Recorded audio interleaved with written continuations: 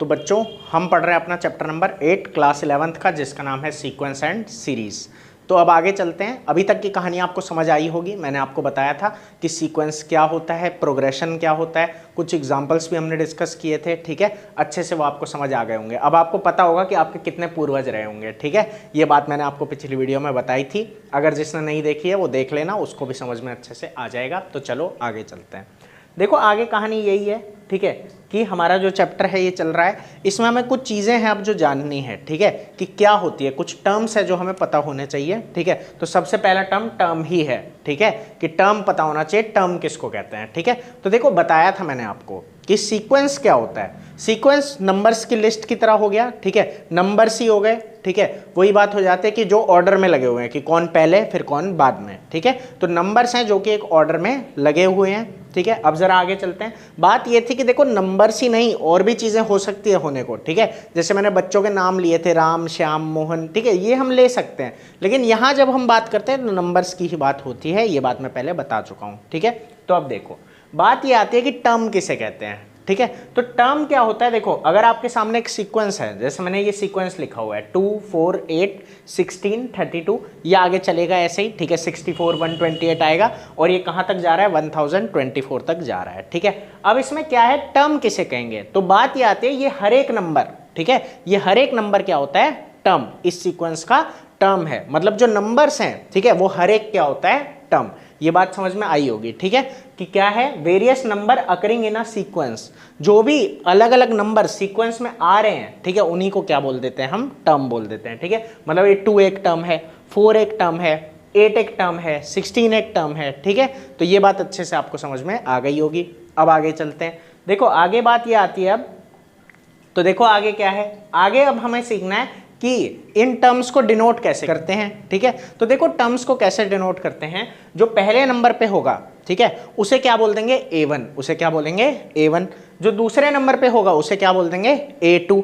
जो तीसरे नंबर पे होगा उसे क्या बोल देंगे, A3। ठीक है, और वो जो 1 2 3 है उसे थोड़ा सा कहाँ लिखेंगे, नीचे। जैसे देखो यहाँ लिखा हुआ है कि जो टर्म्स होते हैं सीक्वेंस के, उन्हें हम कैसे डिनोट करते हैं, A1 A2 A3 इस तरीके से करते हैं। ठीक है, इसमें देखो एक AN भी आ रहा है। ठीक है, और हो सकता है सीक्वेंस आगे भी चले। ठीक है, और इनके बीच में भी कुछ नंबर होंगे। बात ठीक है, अब आगे चलते हैं। तो यही बात है कि सीक्वेंस के जो टर्म्स है उन्हें डिनोट कैसे किया जाता है, A1 A2 A3 से इस तरीके से डिनोट किया जाता है। और ये जो सबस्क्रिप्ट है, देखो सबस्क्रिप्ट क्या होता है कि कभी भी कुछ भी हम अगर बिलो द लाइन लिखते हैं, ठीक है, कि हमने ये जैसे है A के नीचे 1 लिखा हुआ है थोड़ा सा, तो जो भी चीज़ें थोड़ी सी नीचे लिखी जाती है उन्हें क्या बोला जाएगा, सबस्क्रिप्ट बोला जाएगा। तो ये जो सबस्क्रिप्ट है ये क्या डिनोट कर रहे हैं, पोजीशन को। किसको डिनोट करेंगे, पोजीशन को, कि टर्म की पोजीशन क्या है। जैसे मैंने अभी आपको बताया कि A1 का क्या मतलब है कि जो टर्म पहले नंबर पे है उसे हम डिनोट कर रहे हैं। देखो हो वो कुछ भी सकता है। जैसे यहाँ क्या है, देखो A1 क्या है, 2, तो मैं यहाँ लिखूंगा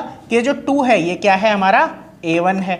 लेकिन बात यह है कि डिनोट करने के लिए हम किसका इस्तेमाल कर रहे हैं, A1 का, और वो एक्चुअल में है क्या, 2। अगर मैं एक और आपके सामने प्रोग्रेशन ले लूं, मान लो मैंने बोला 5 7 9 11 इस तरीके से। ठीक है, अब इसमें क्या होगा, इसमें ये होगा कि ये 5 हो जाएगा A1। तो A1 बस हम डिनोट कर रहे हैं। ठीक है, एक्चुअल में नंबर कुछ भी हो सकता है। ठीक है, ये बात समझ आ रही होगी। वैसे तो आप 10th में AP पढ़ चुके हो तो आपको ये बातें पता भी होगी बहुत सारी, लेकिन फिर भी चलो अगर किसी को कोई कंफ्यूजन रह गया हो, ठीक है, तो अच्छे से समझ रहे होगे, अब आ रहा होगा समझ में। ठीक है, कि हम ये है डिनोट कर रहे हैं, एक्चुअल नंबर कुछ भी हो सकता है, तो इस तरीके से हम डिनोट करते हैं। ठीक है, तो चलो अब आगे चलते हैं। तो देखो अब बात क्या है, अब आगे क्या सीखना है हमें, कि देखो nth टर्म जो होता है वो क्या होता है, नंबर एट nth पोजीशन। देखो क्या बात है ना, जैसे क्या बोला, A1, ठीक है, तो वो फर्स्ट पोजीशन पे, A2 तो वो सेकंड पोजीशन पे। तो यहाँ वो क्या बोल रहा है कि जो nth टर्म है, ठीक है, तो वो क्या होता है जो nth पोजीशन पे है। मतलब मान लो देखो हम कह रहे हैं फर्स्ट टर्म, तो फर्स्ट टर्म कौन होगा, जो फर्स्ट पोजीशन पे होगा। सेकंड टर्म कौन होगा, जो सेकंड पोजीशन पे होगा। थर्ड टर्म कौन सा होगा, जो थर्ड पोजीशन पे होगा। 50th टर्म कौन सा होगा, जो 50th पोजीशन पे होगा।